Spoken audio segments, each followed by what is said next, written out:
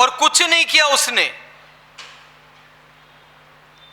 मेरा शरीर स्वस्थ हो जाए, मैं ठीक हो जाऊं, तो परमात्मा महावीर स्वामी के पास में जाकर के मैं दीक्षा ले लूं।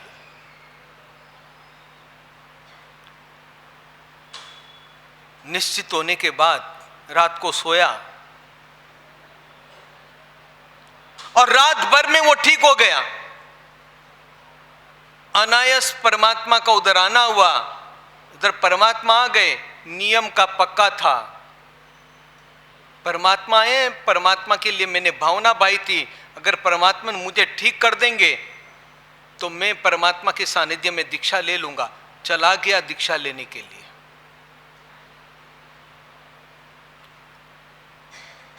इसलिए वो कहता सारे के सारे अनाथ हैं यहां पर।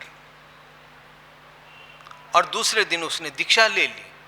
जब अनाथी मुनि के संसर्ग से श्रेणिक महाराजा ने अपने जीवन में पाया कि नहीं, बात तो बिल्कुल सही है, तब से उसको जिन धर्म के प्रति लगा हुआ श्रेणिक महाराजा को, और वो भी परमात्मा महावीर स्वामी के समोसरण में चला गया। कितनी धर्म के प्रति उसको श्रद्धा होगी। और हमें क्या श्रद्धा है भैया? हमें कैसी है श्रद्धा? बोलिएगा आप लोग, आपको कैसी है श्रद्धा? अब विचार करो, यहां प्रवचन चल रहा है, विचार करना। गच्छाधिपति भगवंत यहां प्रवचन कर रहे हैं आपके यहां पर, और प्रवचन चलता है, और बाहर अगर कोई 2-4 बिल्डिंग छोड़ के कोई चमत्कार दिखाने वाला आ जाए तो आप यहां आओगे कि वहां जाओगे? चलो इतना सा जवाब दे दो मुझे, कहां जाओगे आप? हाँ, अरे जवाब तो दो भैया। हाँ, चमत्कार को नमस्कार है। जहां चमत्कार होगा सारे के सारे वहां चले जाएंगे और लाइन लग जाएगी आपकी। लेकिन वहां आत्मा को तारने का कोई रास्ता नहीं है। यहां पर तो आत्मा को देखने का, आत्मा को तारने का, आत्मा को किस तरह से कर्म बंधन से छुटकारा पाने का वो रास्ता है। लेकिन आज की तारीख के अंदर हम क्या है, जहां चमत्कार, जिन शासन कहता है जहां नमस्कार हो ना तो वहां स्वतः ही चमत्कार हो जाता है। लेकिन आप लोगों की थिंकिंग अलग है, जहां चमत्कार हो तो आपका नमस्कार होता है। ये हालत है आज हमारी। इसलिए हम लोग धर्म को भी समझ नहीं पा रहे हैं, धर्म के प्रति श्रद्धा भी नहीं होती हमको। व्यक्ति वो होता है जो जीवन के अंदर धर्म के प्रति अटूट श्रद्धा रखता है। चाहे जो कुछ हो जाए, मुझे मेरे धर्म से कभी भी दूर नहीं हटना है। आपत्ति विपत्ति सब आती रहती है, जीवन के अंदर बहुत कुछ होता है, लेकिन धर्म के प्रति, देव गुरु धर्म के प्रति वो जीवन के अंदर श्रद्धा को नहीं छोड़ सकता है। श्री कृष्ण बहुत परेशान हो चुके थे, बहुत परेशान हो चुके थे। जहां भी जाते भगत पीछे पीछे पीछे पीछे लग जाते हैं, बहुत परेशान हो चुके थे। एक दिन नारद को पूछा उन्होंने, नारद जी मैं इतना परेशान हो चुका हूं, इतना परेशान हो चुका हूं, मंदिर में बैठूं तो भी लोग परेशान करते हैं, घर में बैठूं तो लोग परेशान करते हैं, गुफाओं में बैठूं तो लोग वहां भी पीछा नहीं छोड़ते हैं, जंगल में जाऊं तो लोग पीछा नहीं छोड़ते हैं, पहाड़ों के ऊपर चला जाऊं तो लोग पीछा नहीं छोड़ते हैं, मैं कहां जाऊं इन भक्तों से छुटकारा पाने के लिए? नारद ने कहा मैं एक रास्ता बता देता हूं, अगर वो रास्ता आप अपनाओगे तो आप सुखी बन जाओगे। श्री कृष्ण ने कहा बताओ आप कौन सा रास्ता है? श्री कृष्ण ने कहा आप भक्तों के हृदय में जाकर के बैठ जाओ। भगत बाहर भटकेगा लेकिन अपने हृदय को कभी भी नहीं टटोलेगा। और श्री कृष्ण जाकर के बैठ गए। अब भगत बाहर ढूंढते हैं भगवान भगवान भगवान कहां है? भगवान कहीं हो तो न जा रहे, भगवान तो उसके हृदय में बैठा, लेकिन हम अपने हृदय को टटोलते हैं। हम चमत्कार बाहर देखते हैं, अपने हृदय के अंदर देखते हैं। ये तो बता दो आप। हाँ, क्यों? बाहर क्या मिला आपको? चले जाओ, कहीं पर भी चले जाओ, आपको कहीं पर भी चमत्कार दिखने वाला नहीं है। और श्री कृष्ण जैसे ही बैठा, नारद को धन्यवाद देने लगा, नारद जी बहुत अच्छा रास्ता बताया आपने, अब मैं बहुत शांति से जी रहा हूं। और हमारी भी हालत क्या है आज? हमारी क्या हालत है? बस मुझे आप इतना सा बता दो, हमारी क्या हालत है? बोलो भैया, क्या हालत है? मन को टटोलोगे ना, तब पता चलेगा धर्म क्या है, धर्म स्थान क्या है और परमात्मा क्या है। और आज की तारीख के अंदर धर्म के प्रति हमें कोई श्रद्धा नहीं है। अभी कहा ना, जहां चमत्कार हो वहां हम चले जाते हैं। भैया पुण्य भी व्यक्ति का होना चाहिए, और पुण्य नहीं हो तो, पुण्य नहीं हो तो क्या होगा? हमने अपने जीवन के पुण्य को खिलाया तक नहीं है। देव गुरु धर्म के प्रति श्रद्धा हमारे पुण्य को खिलाती है। अरे वस्तुपाल तेजपाल को ले लो, उनके जीवन के अंदर खाने के दाने तक नहीं थे घर में। खाने के लिए एक टाइम की रोटी भी उनके घर में सुलभ नहीं हो रही थी। इधर भाई बीमार पड़ा है, भाई को बुखार है, मां उसके पास में खड़ी है। भाई कह रहा मां को, मां मैंने रात को स्वप्न देखा है। दोनों भाई दूसरे वस्तुपाल तेजपाल भी वहां खड़े उनके सपन को सुन रहे हैं। एक बहुत बड़ा पहाड़ देखा मैंने, पहाड़ के ऊपर एक भव्य जिन मंदिर देखा परमात्मा का।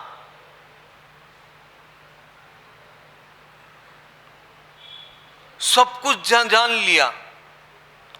और दोनों भाई वस्तुपाल तेजपाल दरवाजे की ओट में जाकर के रो रहे हैं। मां को नहीं पता चलना चाहिए कि भाई रो रहा है। इतने रो रहे हैं कि मन में कह रहे हैं भाई बीमार पड़ा, उसकी दवाई के लिए भी हमारे पास पैसा नहीं है। सोचो उस समय दवाई का तक पैसा उनके पास में नहीं था। दूध और दवाई हम लोग कैसे लेकर के आए इसके लिए? भाई ने मां को पूरा का पूरा सपना दिखा सुनाया। सपना सुनाने के बाद भाई इस दुनिया से गुजर गया, दुनिया से उसने विदाई ले ली। जिस घर में दवाई के पैसे नहीं हो तो अंतिम संस्कार के लिए क्या क्या करना पड़ता होगा। सब कुछ किया, फिर दोनों भाई मां की आज्ञा लेकर के वहां से निकल पड़े। जाते हैं जाते हैं जाते हैं,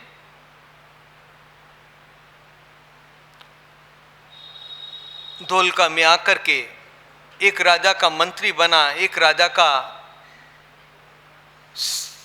सेनापति बना। बनते बनते धीरे धीरे धीरे धीरे उनकी कमाई चालू हुई। पहले तो अपने परिवार को सुख कैसा देना वो सोचा, उसके बाद में भाई का जो सपना था वो साकार करना था। और भाई के सपने को साकार करने के लिए आबू देलवाड़ा के अंदर लुणिंग वसही नाम का मंदिर बनाया उन्होंने। भाई का नाम लुणिंग था। लुणिंग वसही नाम का मंदिर बनाया, भव्य जिन मंदिर बनाया। शायद आप लोगों ने दर्शन किए भी होंगे, किए होंगे ना। आबू देलवाड़ा के अंदर क्या देखा? उस मंदिर के अंदर खासियत क्या देखी आपने? चलो ये बताओ आप, देलवाड़ा मंदिर की क्या खासियत? ये तो बताओ आप। गए कि नहीं गए आबू देलवाड़ा? हाना तो दे दो यार, इसमें भी मुश्किल होगी आपको। हाँ, अरे कलाकृति तो जबरदस्त है। वहां की खासियत क्या देखी? बारी वर्ल्ड के 7 अजूबे भी उसके सामने फीके पड़ जाते। अब मैं बता देता हूं आपको। कार्विंग कलाकृति देखोगे ना, अनुपमा देवी ने कारीगरों को कहा था तुम ऐसी कार्विंग करो, ऐसी कोतरनी करो, जितना पाउडर निकलेगा ना उसके पाउडर के बराबर में सोना दूंगी तुमको। वहां की खासियत क्या देखी आपने? हाँ, मैंने तो आपको इतना ही पूछा है कि उस मंदिर की खासियत क्या है।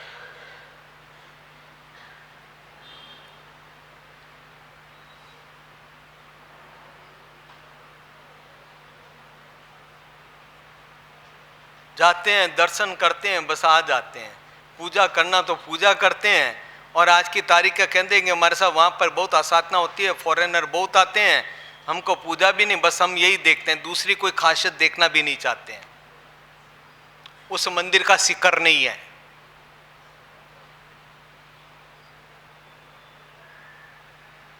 क्यों नहीं है? ध्वजा होती है, सांभरण हो सकती है, गुंबज हो सकता है, शिखर नहीं है। क्यों?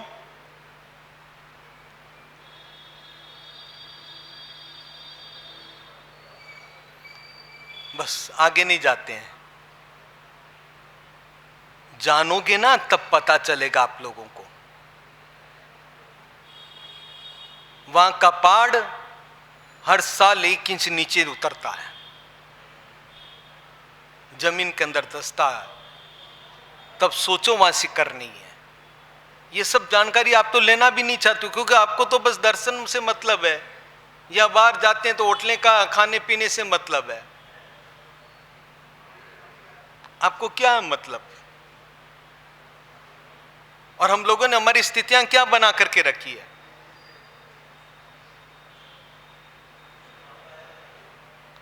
घर का शुद्ध रसोई गृह छोड़ करके, पैसे का व्यय करके,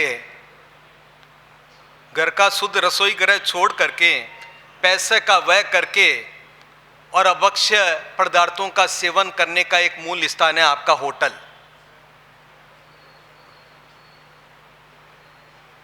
और दूसरी खासियत, उस होटलों के अंदर आप बड़े प्रेम से जाते हो। आप जहां भी आपकी इच्छा होती है वहां जाते हो, बड़े वहां का अच्छा आइटम है वहां जाते हो, जाइएगा, खुशी से जाइएगा। आप लोग सोचते हो वहां पर रसोईया किस जाति का है, किस जाति का, कौन सी जाति का है, वो बर्तन कैसे धोते हैं, वो बर्तन धोए के ऊपर आप लोग खाते हो। यहाँ आकर के नखरे दिखाते हो, बर्तन साफ नहीं है, वो नहीं है, वो नहीं है। और वहाँ जाकर के कौन सा आपको साफ सुथरा मिलता है, कौन सी जाति का कौन बर्तन धोता है, कौन सी जाति का रसोईया कौन परोस रहा है, कभी जाकर के आप लोग देखते हो? बोलिएगा, आप लोग सब जाते हो ना, कोई बाकी नहीं है? कोई इंक्वायरी करते हो वहां पर जाकर के? क्या कहता है? तो उपवास कर लो ना यार, किसने मना किया? जिन शासन पहले ही बोलता है भूख लगी है तो क्या हुआ, भूख लगी तो फ्रूट खा लो, भूख लगी तो फ्रूट खा लो। ये तो खाली बातें, तर्क वितर्क है आप लोगों का, और कुछ नहीं है। हमारे पूर्वज जितने भी थे ना, भूख लगती थी पहले जाकर के सब कुछ चकासनी करते थे, देखने के बाद वो अपने अंदर कुछ करते थे। आज की तरह आपकी तरह नहीं होते थे वो लोग, हमारे पूर्वज।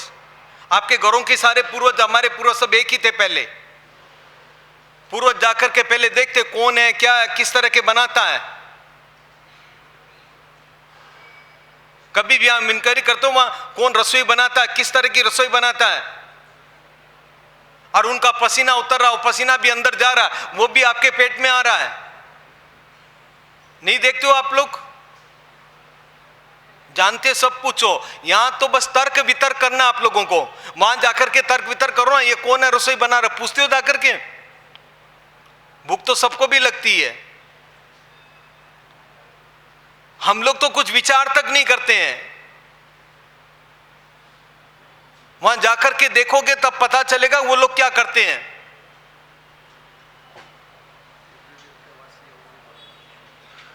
और वो कितने दिन का वासी होता है। क्या कब भूख लगने सब कुछ डाल देते हमारे पेट में। और यहां नीचे आपको थोड़ा सा गर्म नहीं मिला तो इनको सारों को सबको कुर्सी बैठे बस कहते हैं अभी गर्म नहीं आया, क्या हुआ आपको पता नहीं चलता है क्या? कितनी बातें नीचे करते हो आप लोग। हमें विचार तक नहीं आता इन बातों का। अपने आप को देखना चाहिए, अपने जीवन को सोचना, अपने आप को संभालना चाहिए। हमें तो अपने जीवन को देखना, अपने जीवन को संभालना है। और आज की तारीख के अंदर हम लोग क्या करते हैं? बहाने बहुत है हमारे पास, क्योंकि हम लोगों ने अपने धर्म को समझा तक नहीं है। जो व्यक्ति अपने जीवन के अंदर धर्म को समझ करके चलता है वो कभी भी ऐसी बेतुकी बातें अपने जीवन के अंदर नहीं करता है। हमारा धर्म क्या सिखाता? धर्म को पहले पढ़िएगा, धर्म को समझिएगा, तब पता चलता हमें अपने धर्म क्या शिक्षा देता हम लोगों को। चलो आपको भूख लगी मान गया मैं, वो भी सब ठीक है। तीर्थों पर जाते हो भोजनशाला का छोड़ करके होटलों में क्यों जाते हो खाने के लिए? हर एक तीर्थ के अंदर भोजनशाला है। सात्विक खाना आपको पसंद नहीं है, तब वहां भूख लगी तो भोजनशाला खुली है ना आपके लिए। लेकिन वो भी नहीं हमारे जीवन के अंदर। नजारे सब है आपके सामने, आप क्या क्या करते हो सबको पता है। जैन कुल के अंदर जन्मा व्यक्ति के मन के अंदर भाव होने चाहिए, मैं जिन शासन की आज्ञा के अनुसार परमात्मा की आज्ञा का कभी भी अवहेलना नहीं करूंगा। परमात्मा की आज्ञा का अवहेलना करना यानी कि महान पाप कर्मों का दुष्ट।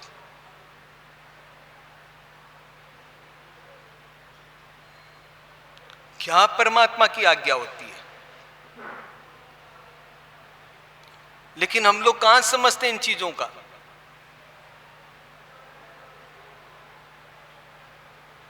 और वो वस्तुपाल तेजपाल था, उन्होंने भव्य जिन मंदिर बनाया।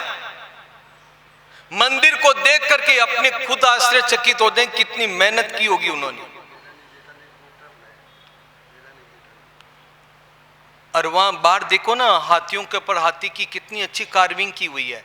वहां पर देरानी जेठानी के गोखले बने हुए हैं। क्या हम लोग कभी इन सब बातों का सोचते हैं, विचार करते हैं? हाँ,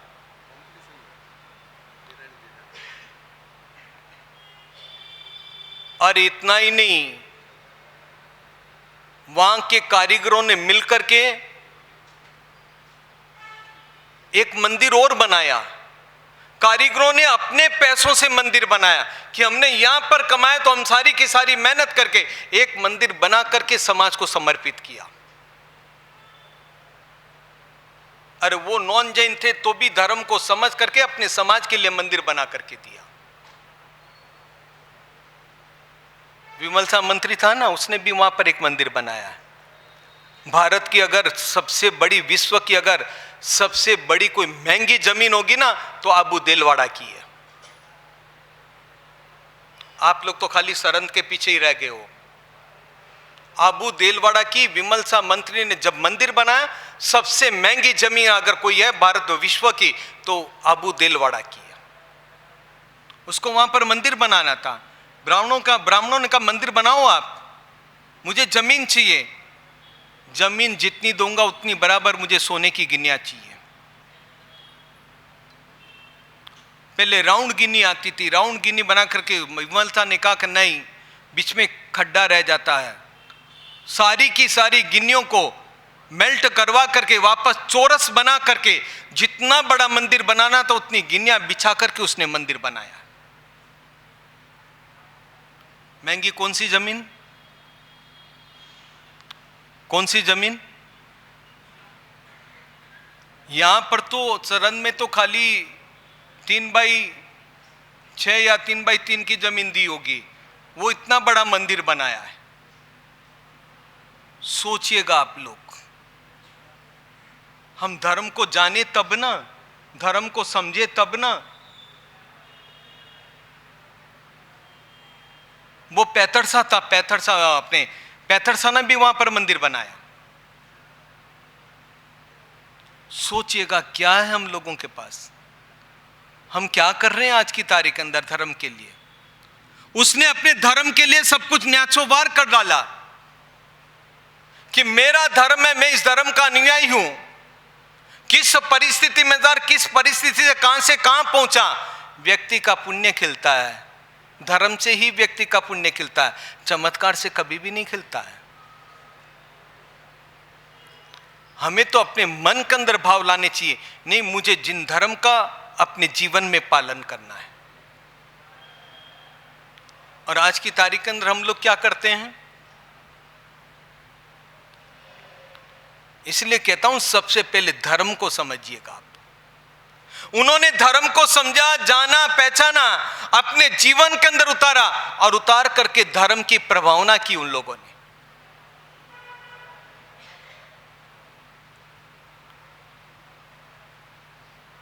अरे चमत्कार देखना हो, जाओ आबू आबू के अंदर अट्ठम तप कर लो। आप अट्ठम तप करके आप मन के अंदर जो भावना भाओगे ना, वहां जाकर के सफल होता है। आबू की देलवाड़ा की भूमि को तपोभूमि कहा गया है। हमारे पूर्वाचार्य वहां पर जाते थे, वहां पर जाकर के अट्ठम तप करके आराधना करते हुए अपने जीवन को सफल करते थे। जो कोई भी मनोकामना होती थी वहां जाकर के अपने मन में सफल करते थे। और आज की तारीख के अंदर भी वो भूमि ऐसी ही है। लेकिन हम कहां विचार करते हैं इन सब बातों का। इन सब बातों का विचार करेंगे ना, तब पता चलेगा अपने जीवन के अंदर कि धर्म क्या है। धर्म को समझोगे तब पता चलेगा। ये धर्म के अंदर साथ साथ में पर्युषण पर्व भी हमारे जीवन के अंदर आ रहा है। पर्युषण पर्व में क्या करना चाहिए, अब मैं आप लोगों से पूछता हूं, पर्युषण पर्व में क्या करना चाहिए? बोलिएगा भैया, क्या करना चाहिए पर्युषण पर्व में? हाँ, आराधना में क्या करोगे? चलो, आपका धर्म की आराधना में क्या करोगे? कितने दिन बाकी है पर्युषण पर्व के? हाँ,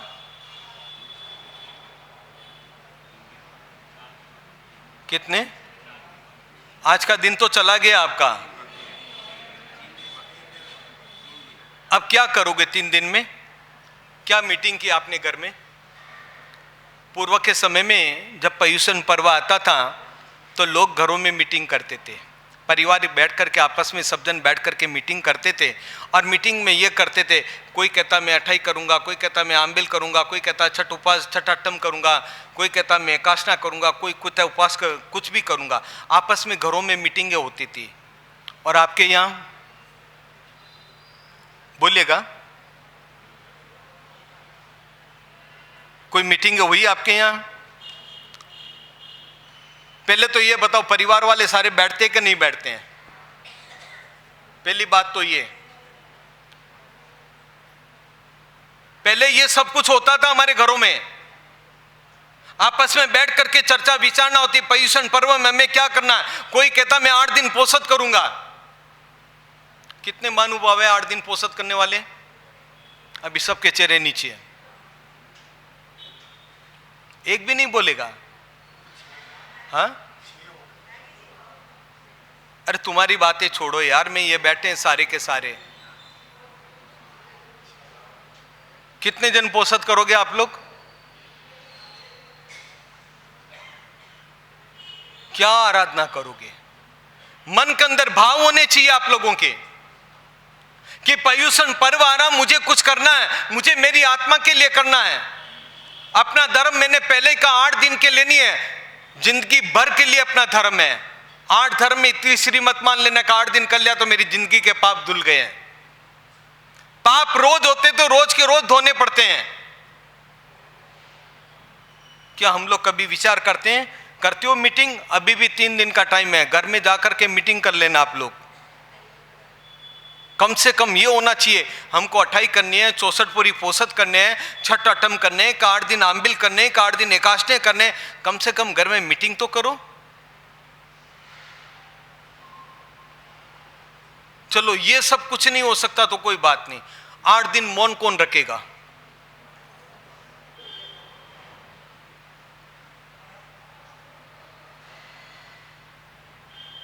ये तो कर सकते हो कि नहीं कर सकते हो आप?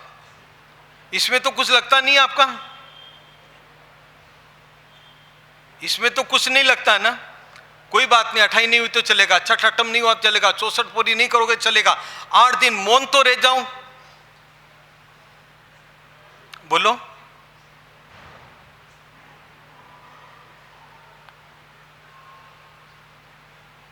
चलो ये भी नहीं हो सकता तो कोई बात नहीं, इसकी भी छूट। 8 दिन मोबाइल का उपयोग नहीं करने का।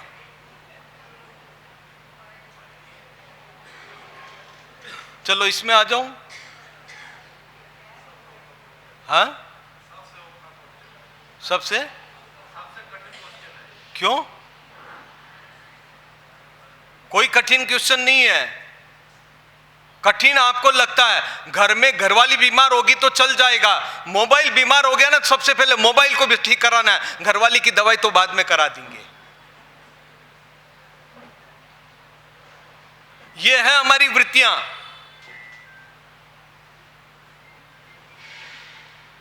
नहीं है, लाइट चली गई, घर में लाइट चली गई, मोबाइल चार्ज नहीं, तो आपकी क्या दशा होती है बता दो आप मुझे।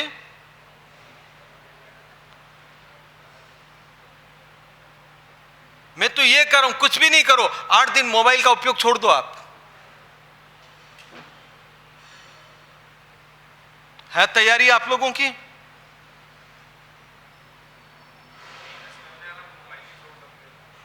आठ दिन तो शांति रखो, जिंदगी भर बिजनेस करते हो, 8 दिन तो शांति रखो कम से कम। जिंदगी भर ही आपका बिजनेस चलता, किसने रोका आप लोगों को? कभी रोका तो नहीं आप लोगों ने? पुण्य में लिखा होगा तो 8 दिन का 16 दिन में ही मिल जाएगा आपको। अरे आप तो क्या बात करते हो, बेंगलोर वगैरह के अंदर मैं देखता हूं एक एक ग्रुप बने हुए, 300 400 लड़कों के 15-20 ग्रुप बने हुए हैं।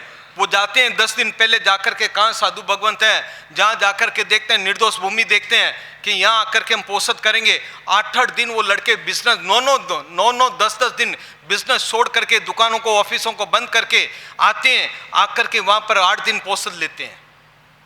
एक दिन पहले आने का, पारना करके फिर वापस जाने का, और 8-8 दिन 300 लड़कों में से एक एक ग्रुप में से अलग अलग जगह जाते हैं वो, और लगभग 300 में से 200 अठाइयां होती उनकी।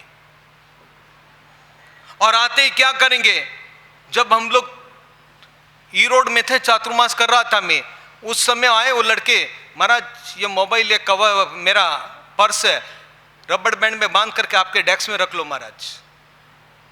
मैं घर वालों की, महाराज 8 दिन छोड़कर, टेंशन छोड़ के आए, अब क्या घर वाले कम से कम शांति से आराधना तो करें हम। वो भी कमाते हैं, उनका भी घर परिवार है, कोई आपका ही बिजनेस है, वो भी तो लाखों करोड़ों में बिजनेस करते ही होंगे, तभी आते हैं वो। सब कुछ पैक करके छोड़ करके चले जाएंगे,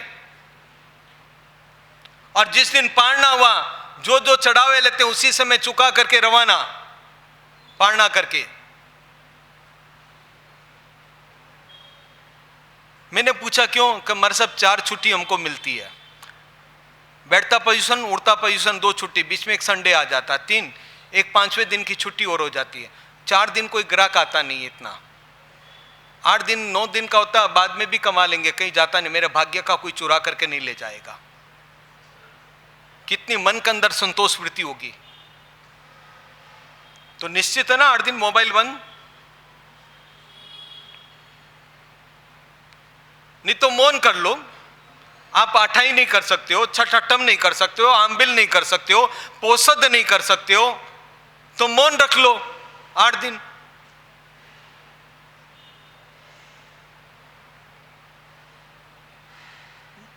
नहीं बोलने के 9 गुण होते हैं, नहीं बोलने के 9 गुण।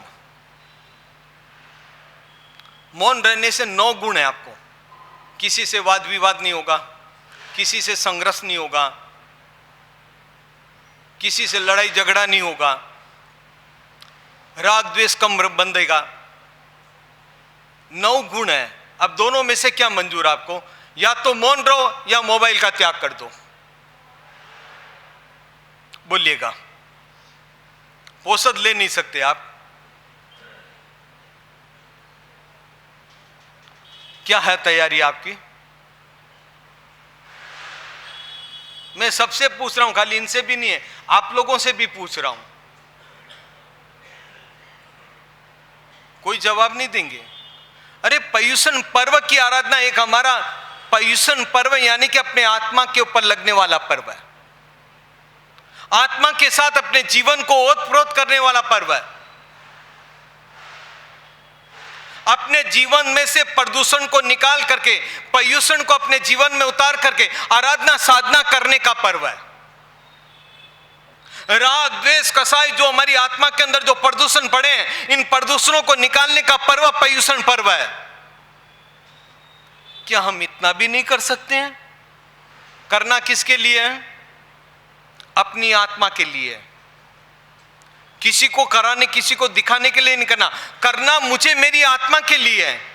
मेरी आत्मा के अंदर जो राग देश विषय कसा इत्यादि जो जितने भी कूड़ा कचरा बड़ा, उनको निकालने का पर्व पर्युषण पर्व है। जितना भी प्रदूषण है उतना निकलेगा तो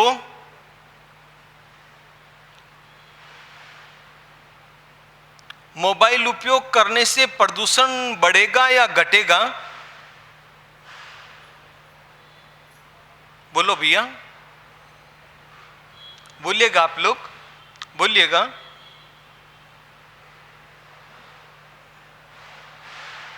कोई नहीं बोलेगा, क्यों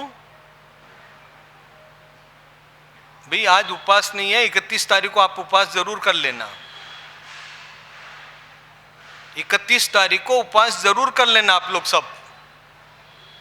उस समय लगेगा यार चाय नहीं मिली है, सिर दुख रहा, बोल नहीं पाएंगे, नहीं बोल पाएंगे तो मौन व्रत धारण कर लेना, चलो शांति से तो रहेंगे। इन 8 दिनों का विचार कीजिएगा, ये हमारी आत्मा के साथ में जुड़ने का पर्व है। पर्युषण, आत्मा जो भटकी हुई है वो अपनी आत्मा के साथ में जोड़ना, अपने जीवन के साथ में जो उषण यानी कि जितने भी प्रदूषण है उनको निकालने का पर्व पर्युषण पर्व है। और इसको हम पर्वाधिराज कहते हैं।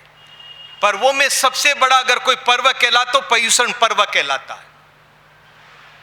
और पर्युषण पर्व के अंदर हमारी आत्मा को निकट रखना, उपवास आत्मा के सन्निकट रहना, इसलिए तो हम उपवास करते हैं। अब अपने जीवन के अंदर सोचना है, इस पर्युषण पर्व को हमारे आत्मसात करते हुए अपने जीवन को पावन पवित्र बनाएं और निर्मल व्यवहार और पवित्र आचरण से अपनी आत्मा को खिलाएं। इसी मनोभावना के साथ, जिन आज्ञा विरुद्ध कुछ कहा तो मन वचन काया से मिच्छामि दुक्कडम। पच्चकान अठम छठ उपास सूर्य अठम बतम बद गई सूर्य छठम बदम बद गई शुक्र बद बद गई तिम जरा उसको साइम अनथना बगिन सरम पाणार पुरसी 60 पुरसी सूर्य के पूर्व मनस गई अनथना बगिन सरम पाड़स लाचल बोण अससी तिनवा उसरे आंबिले कासना ब्यासना पोर्सी 60 उगेश्वरी पोर्सी 60 पोर्सी मुने उगेश्वरी जोम जरा साइम अनथना बगिन सरम विगियो आंबिल बद गई अनथना बगिन सगण लेवा लेवेन गितनु गेतु मन गासना ब्यासना बद गई तिम जरा उसको साइम अनथना बगिन सागरण उंटन बद गुड़ा चल बोण अससी तिनवा उसने अपने संग में चल रही अनेक प्रकार की तपस्याएं, किसी के 20 उपवास 21 उपवास 22 उपवास हो चुके हैं, किसी का 18 उपवास भी हो चुके हैं। उन सारे के सारे तपस्वियों की, और किसी ने जो भी 15 उपवास चालू किए हैं उनके भी 3-4 उपवास जितने भी, उन सब के खूब खूब सहायता होगी आप लोगों की। हम सभी जन आपकी खूब खूब बुरी बुरी अनुमोदना करते हैं।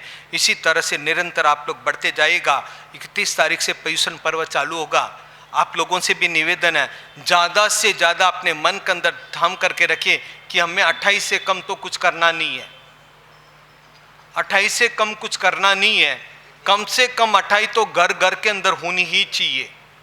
ऐसा मन के अंदर धारण करके रखोगे, मन को मजबूत बनाओगे तो आप आराम से तपस्या कर सकते हो। जिनके चाय पीने की आदत है ना, वो 3 दिन चाय नहीं पिएंगे ना, उनको वो भी बराबर जम जाएगा। क्योंकि ज़्यादातर चाय पीते हैं तो सिर ज़्यादा दुखता है, और ज़्यादा दुखता तो फिर वो याद आती रहती है चाय की। इसलिए कहता हूँ आप लोग अभी से 3 दिन पहले से ट्राई करना छोड़ दें, और कम से कम 28 की भावना जरूर रखें, ताकि संघ वाले आपकी समुचित व्यवस्था कर सके।